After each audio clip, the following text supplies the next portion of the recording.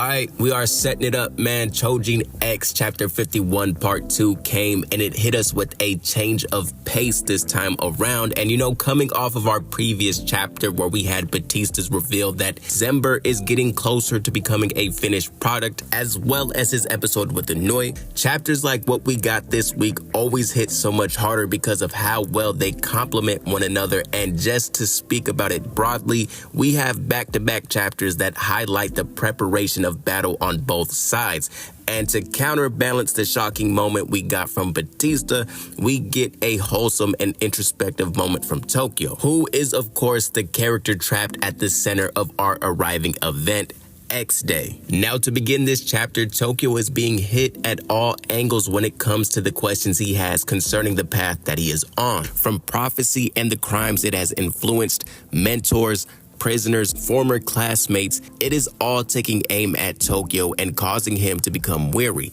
However, the thing I love most about whenever Tokyo finds himself in these states of being conflicted or in a life crisis is that the people who save him and reinforce the idea that the choices in life are yours to make, the path is yours to walk, and your emotions or uncertainty isn't a result of being flawed, rather it is a part of the process. Those people who've supported Tokyo with absolutely zero personal interest haven't been superheroes or super beings. They've been grounded members of society, being his father and now most recently his former teacher. And what I'm starting to realize is that when it comes to the guidance provided within the Choujin world, there is not much toleration for independent discovery. It is power and power structure which seems to be the rule of operation. Where on both sides, being the tower as well as Yamato Mori, there is a chain of command beginning with the prophet sitting at the top of the pyramid, and with their respective prophecies, there is a provided false sense of certainty surrounding their actions, as well as a restriction from alternative ideas or discussion due to those prophecies. Which is pretty ironic because the power of foresight is what blinds the cult leaders from the ability to actually discover or question the future, whereas with Tokyo, his whole story is based upon discovery.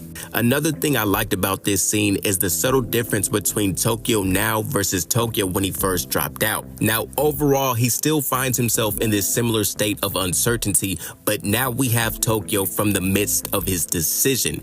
This time, Tokyo is in the trenches and he is on his path. And when he sees those students from his former school talking about their college ambitions, he knows they are no longer his peers, and at this point, they represent fragments from his former life. And this shows a complexity of things, from Tokyo's growth, feelings of isolation, and even self-doubt, which is another thing I really appreciate about this series because our main character didn't just train, glow up, and become too cool. He still carries a sense of suffering, insecurity, and rather than hitting a time skip and doing a 180, his character progression is at the rate of being human. He's added mature layers while still remaining recognizable at his core. Now, while transitioning into the war room, we are once again reminded about the grave situation upon us, and it's so crazy considering the contrast of everything we've witnessed before this. We have these little moments of people who are youthful in the sense of their future endeavors, right?